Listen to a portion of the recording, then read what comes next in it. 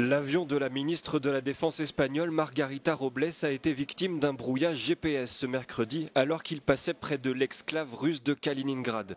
L'Airbus A330 qui dispose d'un système crypté se rendait en Lituanie dans le cadre d'une mission de police de l'OTAN. Des parents de soldats espagnols et des journalistes se trouvaient également à bord. Margarita Robles a déclaré par la suite que de tels incidents n'affaibliraient pas l'engagement de l'Espagne envers l'OTAN. Que no vamos a dejar sola a Ucrania, que vamos a seguir todo el tiempo con Ucrania y que reivindicamos el derecho de todos los países a vivir y a desplazar libremente sin aceptar de ninguna manera las amenazas de Putin. Cette année, des dizaines de cas de brouillage de GPS dans les États baltes ont été imputés à la Russie. La présidente de la Commission européenne, Ursula von der Leyen, a été confrontée à un incident similaire alors qu'elle survolait la Bulgarie dans le cadre de ce que la Commission a déclaré être une opération russe présumée. L'avion avait atterri sans encombre à l'aéroport bulgare de Plovdiv. Le président letton Edgars Rinkēvičs a déclaré que son pays était déjà dans une guerre hybride avec la Russie. S'adressant à Euronews, il a exhorté les pays européens à écouter Trump qui leur demande de cesser d'importer du gaz et du pétrole russe. President Trump was very clear, and actually he was also calling to all NATO allies to stop buying oil and gas from Russia. I think that this is probably the clearest support for Ukraine that any country can actually render. And when it comes to the coalition of the willing and the security guarantees, do you think Trump is already there? If we decide to provide security guarantees, if we decide to send troops on the ground, we need US support there. Not probably US troops on the ground, but logistical support, intelligence support, other kind of support. What do you think something that could be strategic for Ukraine having now that the EU should push, for example, to deliver? I think that in reality, Ukraine is holding very well. The Russian economy is not doing so well. If we push more when it comes to sanctions, if we stop buying oil and gas, then probably it could influence very much the way how the whole situation in Ukraine. Europe is trying to phase out the use of Russian oil and gas.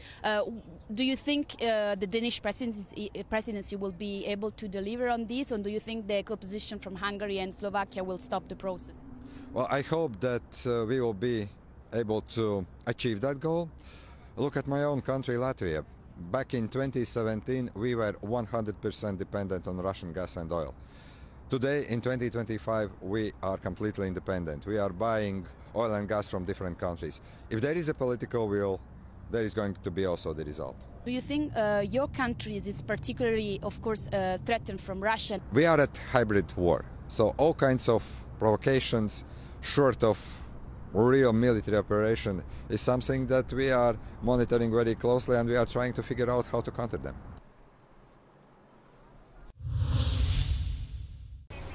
Deux détenus sont morts et un autre a été gravement blessé lors d'une fusillade ce mercredi dans un centre de rétention de la police fédérale de l'immigration à Dallas. Selon les autorités, le tireur se trouvait sur le toit d'un bâtiment voisin quand il a ouvert le feu. Il s'est ensuite donné la mort avant l'arrivée des agents de police. Une enquête est en cours pour déterminer les intentions du tueur, mais ce dernier aurait agi sur un mobile idéologique, a indiqué Kash Patel, patron du FBI. L'inscription anti-ICE, la police migratoire américaine, a été retrouvée gravée sur l'une des cartouches non tirées. Le vice-président des États-Unis, J.D. Vance, a condamné ce qu'il a qualifié d'attaque obsessionnelle contre les forces de l'ordre. De son côté, le gouverneur du Texas, Greg Abbott, a déclaré que les attaques verbales violentes et incessantes de la gauche devaient être dénoncées. Cette police fédérale de l'immigration, pièce maîtresse de la politique de Donald Trump, est vivement critiquée pour ses interventions musclées et a été la cible ces dernières semaines de plusieurs attaques similaires. L'intersyndicale a annoncé une nouvelle journée de mobilisation jeudi 2 octobre après l'échec des discussions avec Sébastien Lecornu. Les dirigeants des syndicats ont déclaré que le nouveau Premier ministre n'avait pas réussi à les convaincre en apportant des réponses claires aux revendications des travailleurs. La numéro 1 de la CGT, Sophie Binet, a même fustigé 2 heures de langue de bois. Les syndicats lui demandaient le retrait des réformes controversées des retraites et du chômage. la fin des suppressions d'emplois dans la fonction publique et l'abandon du budget d'austérité pour l'année prochaine. Plus de 500 000 personnes ont participé aux manifestations le 18 septembre dernier qui ont donné lieu à des affrontements avec la police. Les syndicats affirment de leur côté que la participation a dépassé le million de personnes. Sébastien Lecornu est également soumis à une pression croissante de la part des organisations patronales qui prévoient un grand rassemblement à Paris le 13 octobre. Emmanuel Macron a défendu le locataire de Matignon, déclarant qu'il avait raison de prendre son temps pour constituer son équipe. Sébastien Lecornu a assuré aux partenaires sociaux qu'il n'entendait pas passer en force et souhaitait les revoir dans les prochains jours. Toutefois, le temps risque de lui manquer. Entre la future mobilisation des syndicats et le rassemblement prévu par le patronat, le Premier ministre se retrouve pris entre deux feux. La Chine a déclaré qu'elle ne chercherait plus à bénéficier du traitement spécial accordé aux pays en développement dans le cadre des accords de l'Organisation mondiale du commerce. Un changement réclamé depuis plusieurs années par les États-Unis. Ce statut permettait à Pékin d'assouplir ses exigences sur l'ouverture de ses marchés, de bénéficier de délais plus importants afin de mettre en œuvre les accords commerciaux et de ne pas contribuer au fonds de lutte contre le réchauffement climatique. 在世贸组织当前和未来谈判中，不寻求新的特殊和差别待遇，进一步彰显了中方以实际行动支持多边贸易体制的坚定立场和大国担当。 Pékin a déclaré que cette mesure visait à renforcer le système commercial mondial à un moment où celui-ci est menacé par des politiques protectionnistes. La directrice de l'OMC a salué la décision qu'elle a qualifiée d'essentielle pour la réforme de l'institution. Cependant, la Commission européenne a exhorté Pékin à aller plus loin en renonçant aux avantages obtenus dans le cadre des accords existants. We welcome China's decision to no longer avail itself of developing country status in future trade agreements, but I would also recall that we firmly believe China should stop availing itself of developing country status under also existing agreements. La Chine est actuellement un pays à revenu intermédiaire, bien qu'elle soit un acteur majeur dans le financement et l'assistance technique pour des projets d'infrastructures dans le monde entier.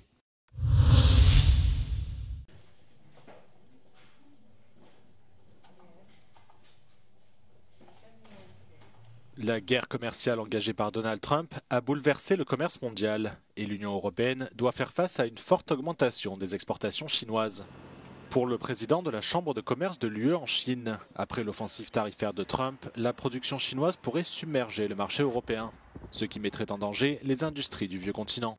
Have seen in the first half how exports from China to North America have been declining. So I think you could perhaps term it a trade diversion. But I don't think it's the whole story. I think there are more elements to this sort of continued growth of Chinese exports to Europe. One is, of course, that you have a number of Chinese companies that are just very good at what they are doing. L'une des raisons de cette évolution est la faiblesse de la monnaie chinoise. L'économie du pays est confrontée à une stagnation de la demande des consommateurs et à une chute des prix de l'immobilier. Des tendances qui pèsent également sur les entreprises européennes en Chine.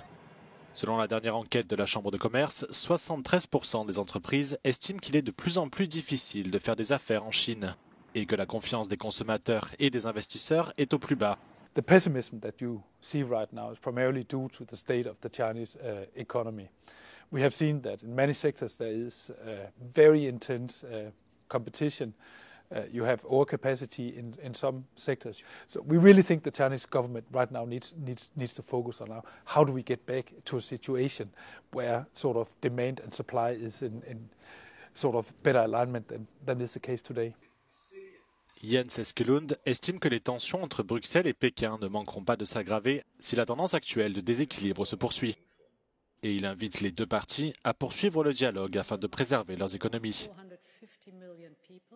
We want to have a clean line of sight, predictability, reliability are things really that we appreciate as businesses. As we do our plans, we make investments and so on. And I think in this present environment where you sort of have sky-high tariffs and then they decrease and then one policy announcement is being made and then there is a reaction.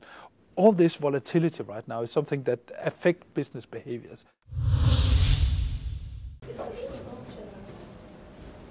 Des eurodéputés appellent à poursuivre le soutien à la société civile iranienne 3 3 ans après le décès en détention de Mahsa Amini, arrêté par la police des mœurs à Téhéran pour non-respect du code vestimentaire obligatoire. Le mois dernier, l'Iran a annoncé avoir arrêté plus de 21 000 personnes qu'elle accuse d'espionnage pour Israël lors de la guerre des 12 jours en juin.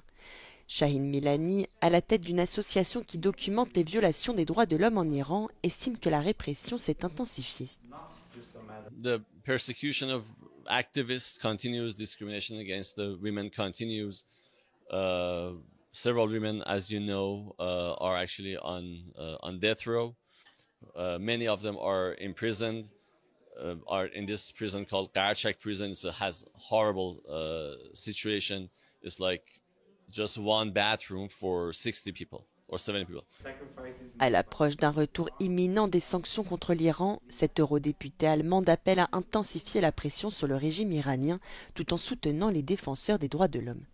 It is quite important that we increase the pressure on this brutal regime that represses its own people, that also brings terror to region and with transnational repression even to Europe. But at the same time, we need to make sure that sanctions are very targeted, that they are against the regime, that they make their lives difficult, but that we also strengthen those inside Iran who fight for democracy, who fight for freedom, civil society activists and others.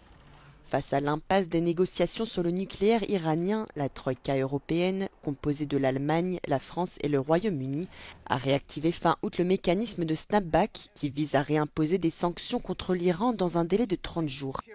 Le Conseil de sécurité de l'ONU a donné son feu vert à un rétablissement des sanctions. Toutefois, des négociations diplomatiques sont en cours et pourraient toujours déboucher sur un accord de dernière minute. En l'absence d'un compromis, ces sanctions économiques devraient être rétablies le 28 septembre.